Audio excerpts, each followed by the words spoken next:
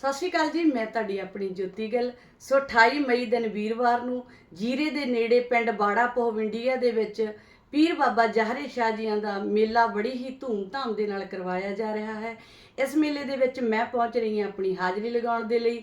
ਤੁਸੀਂ ਵੀ ਆਪਣੇ ਕੰਮਾਂ ਕਾਰਾਂ ਤੋਂ ਫ੍ਰੀ ਹੋ ਕੇ ਇਸ ਮੇਲੇ ਦੀਆਂ ਰੌਣਕਾਂ ਨੂੰ ਵਧਾਉਣਾ ਤੇ ਆਜੋ ਫਿਰ ਮਿਲਦੇ ਹਾਂ 28 ਮਈ ਦਿਨ ਵੀਰਵਾਰ ਨੂੰ ਪਿੰਡ ਬਾੜਾ ਪਹਵਿੰਡੀਆ ਦੇ ਵਿੱਚ। ਸਤਿ ਸ਼੍ਰੀ ਅਕਾਲ। ਗੱਲ ਉੱਡ ਗਈ ਵਾਂਗ ਬਰੋਲੇ